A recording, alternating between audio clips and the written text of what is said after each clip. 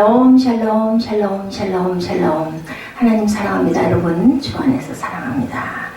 예가는 슬픈 노래를 의미하는데 오늘 에스겔 27장 두로의 해가 1절에서 36절까지 우리 함께 합독했습니다. 예. 에스겔 19장에도 애가가 나오죠. 예. 이것이 그 19장에 보니까 14절에 네.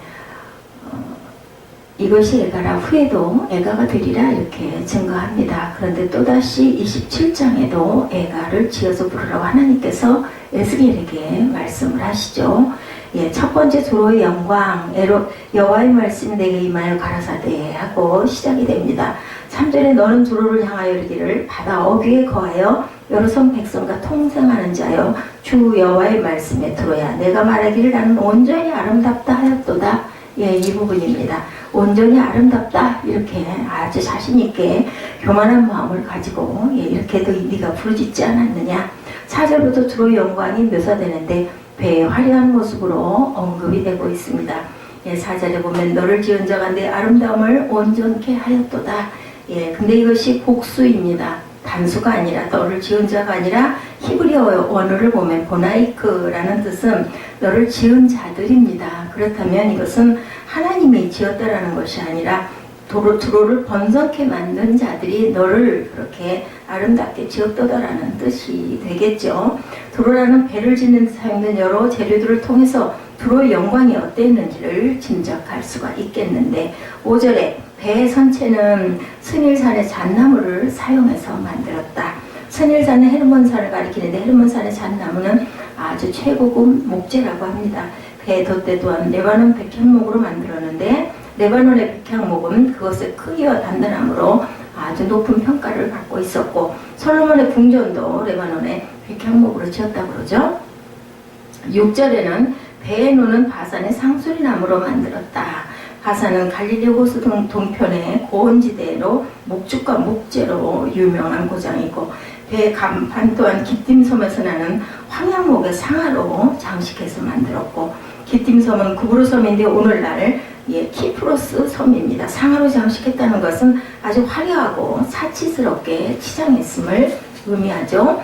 7절에 보면 돛은 애굽산에 가는 배로 만들고 애굽에 가는 배는 당시에 유명했고 차일도 만들었는데 차일은 덮개라는 뜻인데 배 갑판 위에 천막 같은 의미라는 그런 뜻을 갖고 있습니다. 엘리사 섬에서는 청색 자색배로 만들었다고 그러죠. 그 천막을.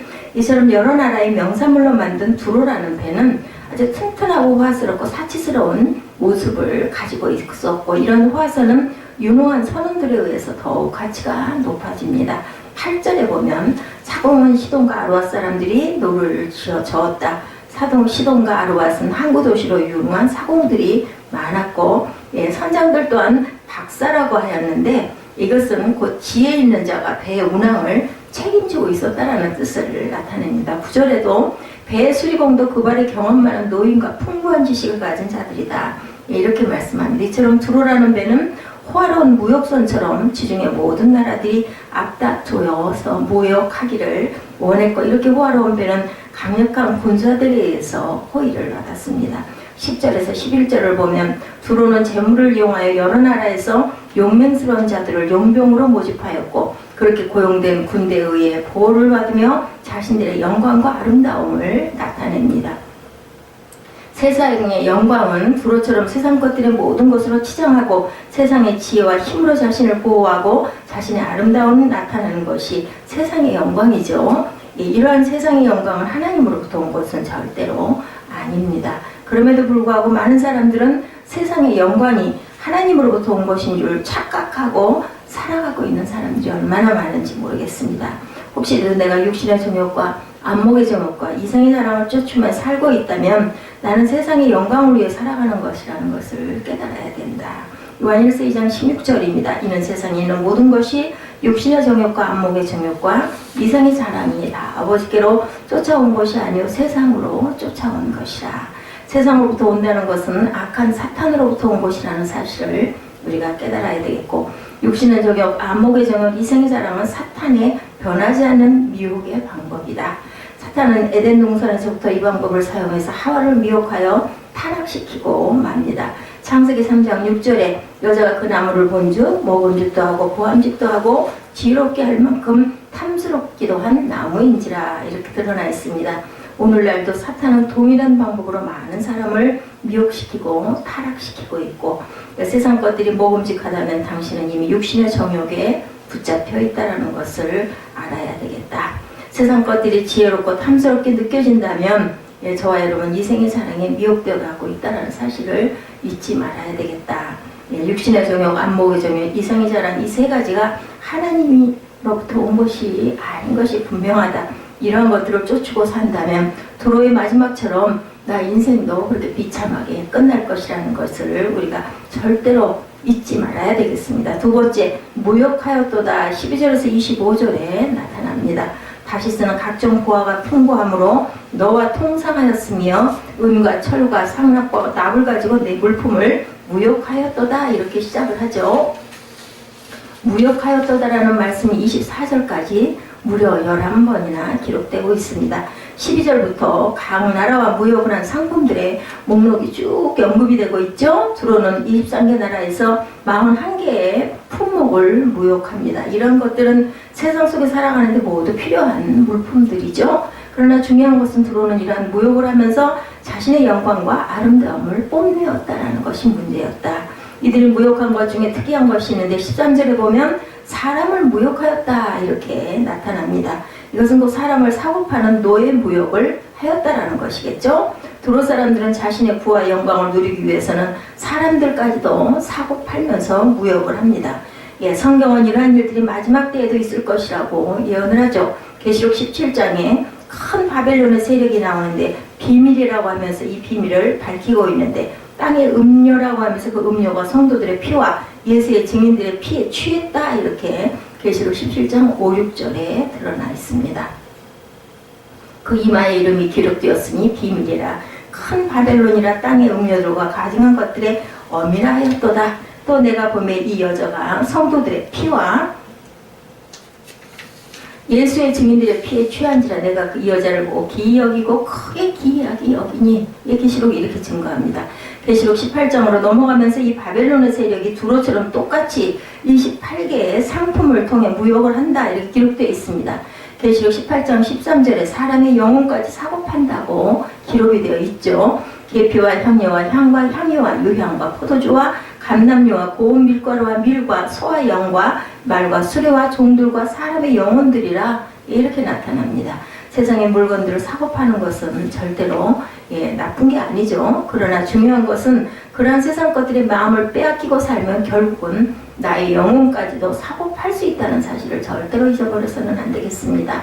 사탄은 처음부터 우리의 영혼을 사냥하려고 미혹하지 않고 에덴 동산에서도 하와를 미혹할 때 선악과를 바라보게 함으로 미혹에 덫에 딱 걸려서 스스로 죄를 짓게 만듭니다. 올무죠. 사탄은 마찬가지로 처음부터 악하게 미혹하는 것이 아니고 그냥 보기만 하라는 거예요. 보는 것이 생각하는 것이 뭐가 나쁘냐 이렇게 그럴듯하게 유혹을 한다. 오늘날 이단들도 왜 그렇죠? 처음에 시작은 같습니다. 성경에서 출발을 하는데 끝단자 단위 끝이 다르다라고 얘기들을 합니다.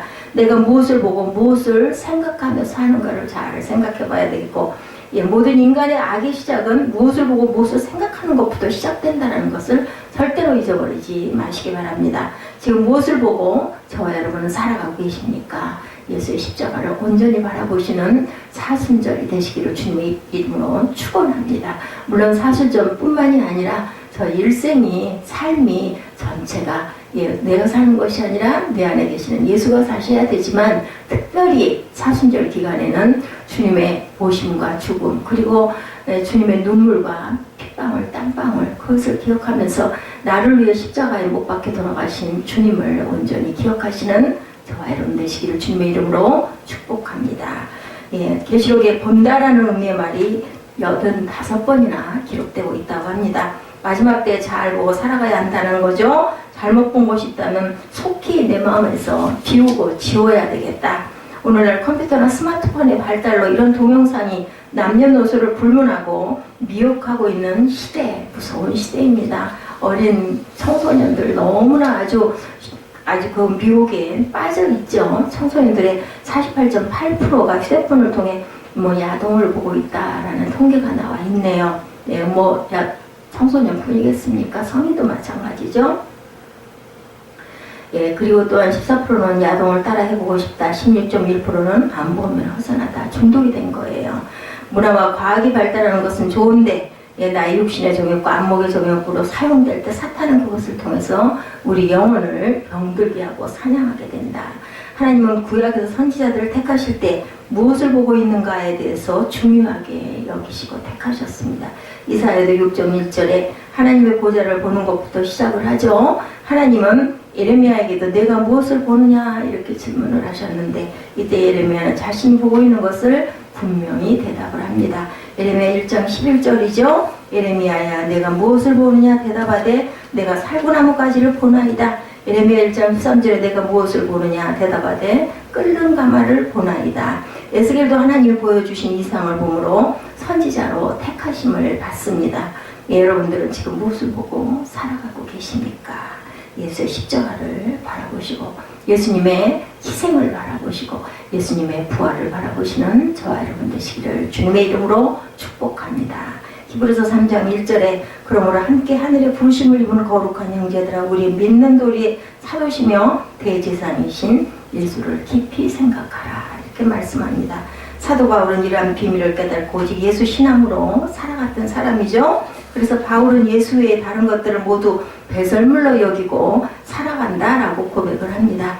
예, 세상 것들을 모두 다 소유했다 할지라도 예수를 그 마음에 모시지 아니했다면 그 사람은 그 삶이 헛된 삶이라는 것. 세상에 아무리 높은 자리에 앉았다 할지라도 그 마음 안에 예수가 없다면 높은 자리는 썩은 자리가 되고 언제인가 무너지고 마는 자리가 될 것이라는 것. 예, 돈을 아무리 가지고 있다 할지라도 그 돈을 하나님의 영광을 위해서 사용되지 못하고 자신의 정욕을 위해서 사용된다라면 그것도 또한 헛된 물질이라는 것을 우리가 알아야 된다. 야고보서 4장 14절이죠. 내일 일을 너희가 알지 못하는도다. 너희 생명이 무엇이며 너희는 잠깐 보이다 없어지는 안개니라 이렇게 말씀을 합니다. 안개와 같은 우리의 인생 내일 일이 어떻게 될지 아무도 모른다라는 거죠. 세 번째 두로의 멸망에 대해서 에스겔 27장 26절에서 마지막 절 36절까지 증거합니다. 너를 인도하여 큰 물에 이름이여 동풍이 바다 중심에서 너를 파하도다 이렇게 증거합니다. 예, 두로의 화려함과 성공적인 상업과는 대조적으로 본문에서 두로의 멸망을 언급하고 있는데 아름답고 튼튼하게 만들어진 두로라는 호화선은 바다 가운데서 폭풍을 만나 배로 파손되고 배에 타고 있던 사람들은 모두 죽을 것이라는 거죠. 이 소식을 들은 다른 나라들은 크게 놀라고 두려워하면서 두로를 위한 슬픈 노래를 부르게 될 것이라는 거예요. 애가를 부르게 될 것이다. 27절에 사공과 선장과 수리공들이 나오죠. 그들이 누군가 유능하고 지혜로운 박사들이다 이렇게 증거합니다. 예, 그런데 그들은 두로라는 배의 파선을 막아버리고 온갖 노력을 하지만 그것은 막히기는커녕 배와 같이 바다에 함께 빠져 죽을 것이라는 것입니다. 또한 재물과 그들이 모욕한 물건들이 그들의 생명을 절대로 보호해주지 못한다라는 것이죠. 부로는 돈이 되는 일이라면 무엇이든지 하면서 부를 축적했지만 그러한 부와 명예와 권력이 자신들의 생명을 결코 지켜주지는 못한다. 우리 속담에 개같이 벌어서 정승같이 쓴다 이런 말들 많이 하죠. 참으로 무서운 말입니다. 개처럼 벌어서 정승같이 쓸 수가 없겠죠. 개처럼 번들은 개처럼 쓰다가 그 인생이 비참하게 끝을 맺고 만다. 두로에는 세상에 용맹스러운 자와 지혜 있는 자들이 모였지만 두로의 멸망을 막아주지 못했다. 세상의 권력도 세상의 지혜도 하나님의 작정된 멸망을 절대로 막을 수가 없습니다. 두로의 멸망은 이웃 나라들의 큰 충격을 주죠. 30절을 주목해보면 너를 위하여 크게 소리질러 통곡하고 티끌을 머리에 물었으며 제 가운데 굴미며 두로의 멸망을 보고 그들은 통곡할 것이다. 왜 이토록 슬퍼하는가? 두로라는 나라가 불쌍해서 그런 것이 아니고 그들이 슬퍼하는 것은 그동안 두로 때문에 누렸던 풍족함이 사라져버렸기 때문에 이제는 그것을 누리지 못하기 때문에 슬퍼한다라는 것. 33절에 보면 내 물품을 바다로 실어 낼 때 내가 여러 백성을 풍족하게 하였으며 내 재물과 무역품이 많음으로 세상 열왕을 풍복케 하였었도다 이렇게 증거합니다. 마지막 심판 때에도 세상 사람들은 큰 바벨론이 무너진 것을 보고 머리에 티끌을 뿌리고 울고 애통할 것이다. 그러나 그들의 애통함은 자신들의 죄를 회개하는 애통함이 아니라 바벨론의 귀한 물건들이 불 속에서 사라지는 것을 애통할 것이라는 것이죠. 계시록 18장 18, 9절에도 그 불붙는 연기를 보고 외쳐 가로되 이 큰 성과 같은 성이 어디 있느냐 하며 티끌을 자기 머리에 뿌리고 울고 애통하여 외쳐 가로되 화 있도다 화 있도다 이 큰 성이여 바다에서 배부리는 모든 자들이 너의 보배로운 상품을 인하여 치부하였더니 일시간에 망하였도다 이렇게 증거합니다. 36절에도 두로의 멸망을 애통해하는 자도 있지만 비웃는 나라도 있는 것이라고 하죠. 세상 나라들에게 부러움을 샀던 두로 하루아침에 비웃음이 될 것이라는 것입니다. 그리고 다시는 두로 나라가 존재하지 않을 것이라고 하나님은 말씀을 하죠. 화려하고 아름다운 두로가 이처럼 갑자기 멸망할 줄 아무도 몰랐을 것이죠. 예. 우리 또한 세상 것에 미혹되면 이처럼 세상 것이 영원한 줄로 착각하게 되어서 세상 것을 잡고 사려고 발버둥을 치고 살아가는 사람들이 지금도 오늘도 이 순간도 얼마나 많은지 저와 여러분은 이렇지 않아야 되겠죠. 요한일서 2장 15절입니다. 이 세상이나 세상에 있는 것들을 사랑하지 말라. 누구든지 세상을 사랑하면 아버지 사랑이 그 속에 있지 않는다. 이렇게 증거합니다. 세계 경제가 심상치가 않다고 그러죠. 세계에서 살기 좋은 나라가 가장 많은 유럽 국가들이 경제가 무너지고 이제는 그것이 옛말이 돼버리고 말았습니다. 유럽 문화가 아주 화려하죠. 본문 속에는 애가를 부른 두 부류의 모습이 나옵니다. 즉 에스겔이 부른 애가가 있고 두로의 멸망을 부른 애가가 있는데 두로의 멸망을 보고 부른 애가와 에스겔 선지자가 부른 애가는 차원적으로 다른 애가라는 것. 세상 사람들이 부르는 애가는 자신들이 누렸던 것이 무너짐으로 부르는 애통함이라면 에스겔 선지자가 부른 애가는 하나님의 뜻을 모르고 무지하고 어리석게 살아가는 자들을 보고 안타까워서 애통해하면서 부른 애가라는 거죠. 우리는 어떤 애가를 불러야 할까요? 에스겔의 애가를 당연히 불러야 되겠죠. 그들이 듣든지 아니 듣든지 그들을 향해서 부르짖어야겠다. 에스겔 2장 7절에 그들은 심히 패역한 자라 듣든지 아니 듣든지 너는 내 말로 고할지라. 패역한 자라 할지라도 비웃을지라도 멸시를 당한다 할지라도 오직 예수 신앙과 믿음을 가지고 세상 것을 추구하고 살면 미혹될 수밖에 없고 타락할 수밖에 없다는 사실을 우리가 선포해야 되겠다. 지금 우리는 진실로 마지막 시대를 살아가고 있습니다. 그러므로 세상 끝날에 대해서 깊이 깨닫고 다시 오실 예수 그리스도의 깊은 관심을 가지고 준비하고 살아가는 저와 여러분들이 되셔야 되겠습니다. 두로의 멸망은 이 세상의 멸망을 상징하고 있다는 사실을 깊이 깨닫고 날마다 깨어서 근신하며 살아가는 귀하고 복된 저와 여러분 되시기를 주님의 이름으로 축복합니다. 기도하시겠습니다.